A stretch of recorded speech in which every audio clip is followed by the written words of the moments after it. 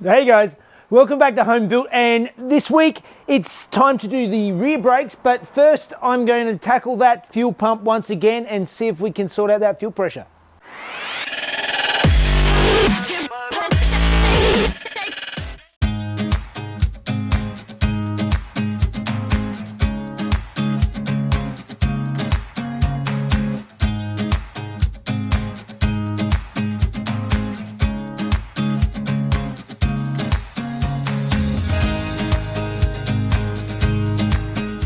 All right, so as you saw last week, I replaced the fuel pump and I had trouble starting the car again, particularly after it's warm. It seems to start first pop really easily, but then after it's warm, sometimes it struggles a bit. If you don't catch it straight away, sometimes you have to pump for ages. And a lot of the suggestions is that this pump is still probably running a bit too high a fuel pressure. And to test that, I went down to Super Cheap and they sorted me out and got me a fuel tester, fuel pressure tester. So basically, it's got this gauge in it that I tee into the line of the fuel pump and see what sort of pressure it's running and see if we can fix it.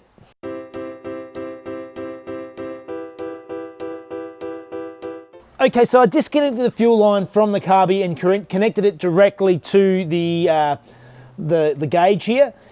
That's what it says to do in the manual for it. It actually doesn't have a T-piece in this particular system. So now it says to start the car and run it at idle, which it should start with the fuel that's left in the carby already. So I'm going to start it, and hopefully you guys will be able to catch the pressure reading on the gauge and see how high the fuel pressure actually is, and then we'll have to work out how to remedy it after that.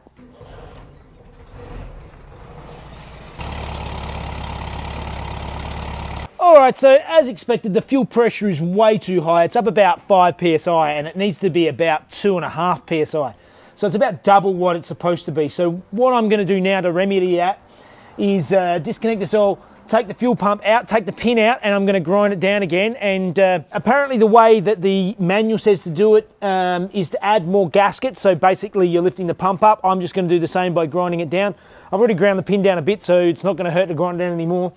And yeah, we'll bolt it all back up, try it again and see how it works. And it's just going to be a matter of going backwards and forwards until we get the pressure right.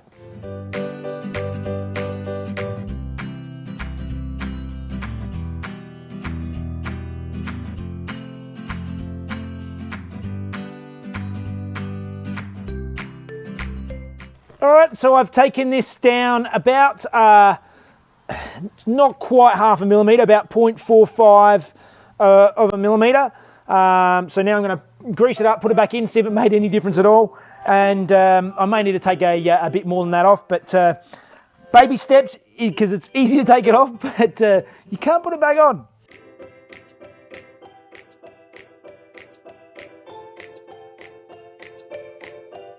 All right, that's back together. I'm going to start it up for a bit and just run it for a little bit just to get some fuel back in the carby so that it's topped up again. Then disconnect it, connect up my fuel pressure gauge again and see how we're running now.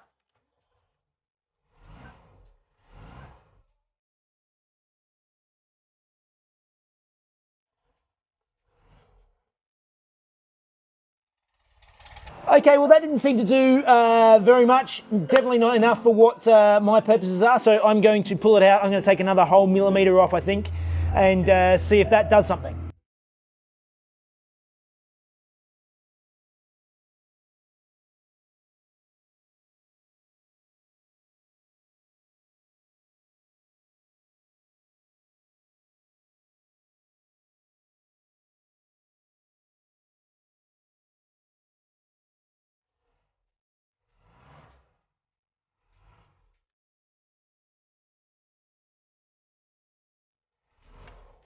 That's come down a little bit, but it still needs a bit more, so backwards and forwards. I'm just taking a bit off at a time, so I think it didn't come down a lot. I'm going to do another millimetre and see where we sit.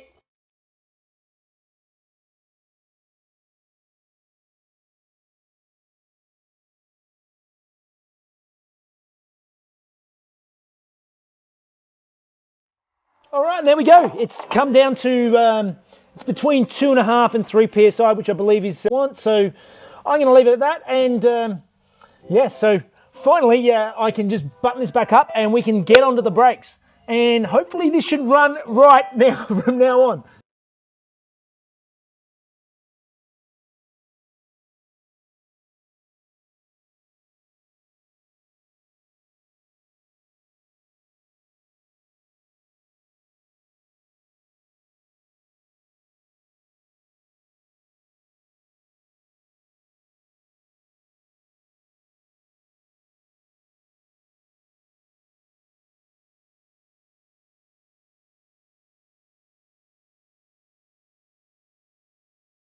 Okay, so you saw me jack it up. I pulled out the split pin out of the center of the hub and undid the axle nut.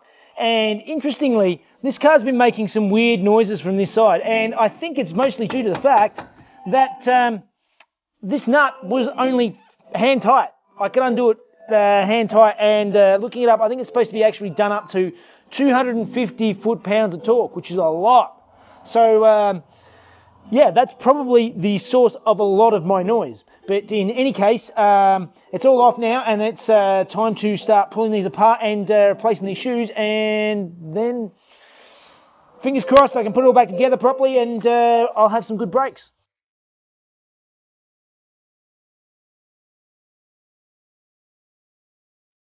Okay, so I've taken the handbrake lever, the handbrake arm off of the old brake shoe, and mounted it again onto the new one. I put a bit of grease on it because it was the hole was a bit tight, I think, just with the paint or the anodizing on it. Now it's quite loose and it's not going to get sticky. So now I'm going to go through and just do the reverse of what I did before and mount it all back up again, put all the springs back on it, and then we'll see how it goes. All right, so this is the solid arm that the handbrake levers off of, and as you can see, there's two different notched ends, and this end is the end that goes towards the handbrake lever arm, which sits in this lower notch, and the other one sits against the brake shoe. So you can work out which way it goes just by looking at that. So that will go back in here, in between these brake shoes. Then I can put some springs on, and hopefully it all goes back together nicely.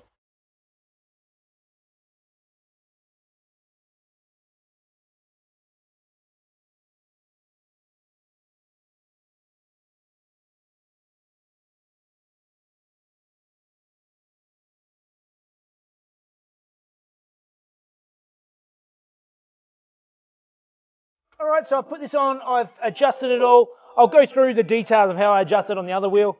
But for now, let's put the tyre back on and get on the other side.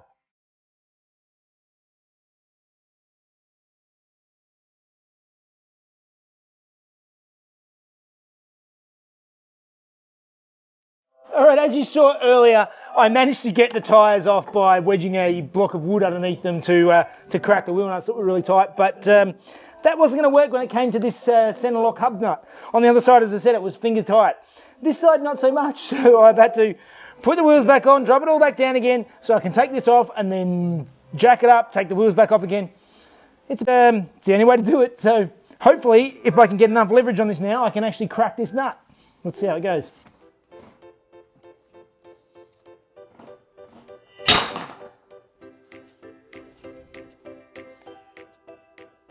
Wow, that's really tight. It hasn't loosened at all yet, and I actually snapped clean off my big breaker bar. I completely snapped off. I'm going to try and get this out and then see if I've got some way to actually crack this nut.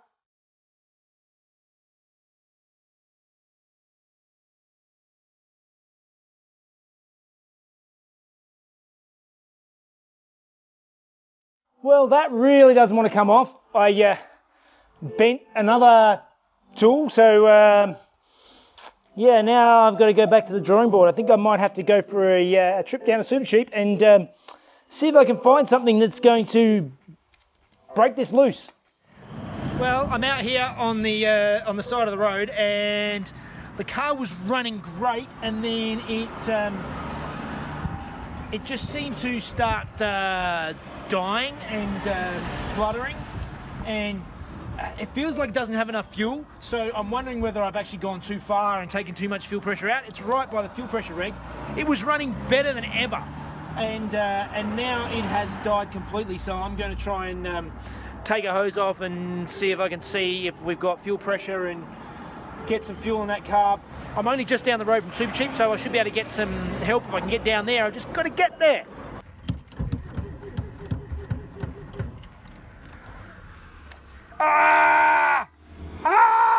At least the battery's really good.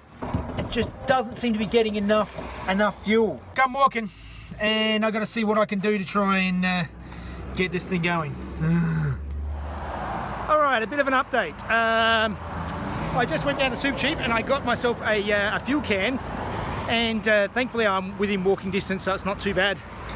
I'm going to go to the servo now and see if I can get some fuel, and then hopefully that fuel I can pour directly into the carby and get by long enough to get back. Fingers crossed. Alright, fresh update. Basically it was coughing and spluttering, and it wasn't going to make it, so I managed to get it sort of a bit further. I got it up the hill and it conked out, and that was not going to work. So I pulled over, and good thing about living in a small town, I stuck my thumb out, and the first guy who went past, a really nice guy named Tony, mechanic, stopped and gave me a lift back into town. So I'm just walking home now to get the other car in the trailer so I can put it back on the trailer, get the rest of the stuff from Super Cheap that I needed to get anyway, get the car back home and see if we can sort this out.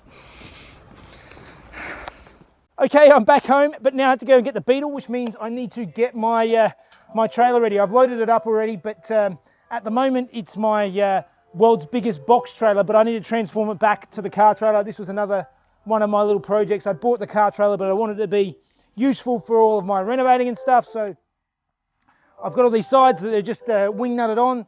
The front and the back are actually the ramps for the car, so it's time to do its little transformation and then go and get that Beetle.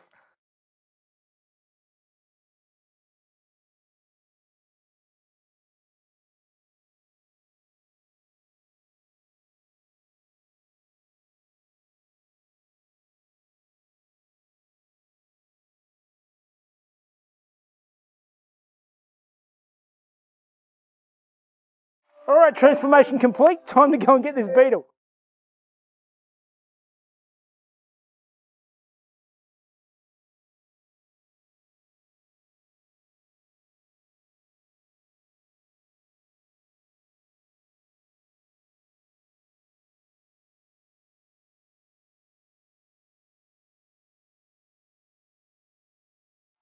Alright, that was a long afternoon, much longer and more difficult than it was supposed to be.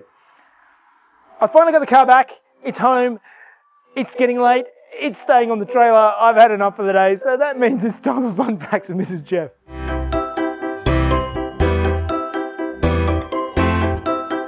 Hey guys, in 1954, Eddie Perkins, the father of Australian racing legend Larry Perkins, set a new Perth to Melbourne record. They took the 30 horsepower 1100cc Beetle on the 3,300 kilometre journey on mostly dirt highways in 38 hours and 57 minutes, averaging speeds of an hour. The general manager of Volkswagen in Australia sees that endurance trials are a great way to publicise the brand, so they enter 4 Beetles in the Red X trial of 1954. 2 cars finished the race in 13th and 95th place. The following year, 16 cars were entered, and the race was disorganised with route changes and so on. Red X posted their winners, but teams objected. Cabs overturned the results, but Red X objected. Eventually, RAC in London had to step in, and after 3 months, finally announced that Volkswagen came in first and second. Alright, that was an interesting day. I got one side of the brakes done, but the other side is going to have to wait till next week, and as I said, I couldn't be bothered even taking it off the trailer. I'll have to do that over the next day or so when I can be bothered looking at this thing again. It's driving me crazy. So obviously that fuel pump mod didn't work, but I've got some ideas on how to fix it. there's one more thing I can try, and if that doesn't work, then it's a fuel pressure regulator is on its way. So in any case, as always, thanks for watching. Please like and subscribe. You can follow us on Facebook and Instagram, and we'll see you next time. See you guys. I'm not going to remember all that. My brain is not coping at the moment. It's full. I just think it's going to take forever. That's 1954 something. I don't know. Oh, God, your handwriting's hard to read. My goodness, she's done it.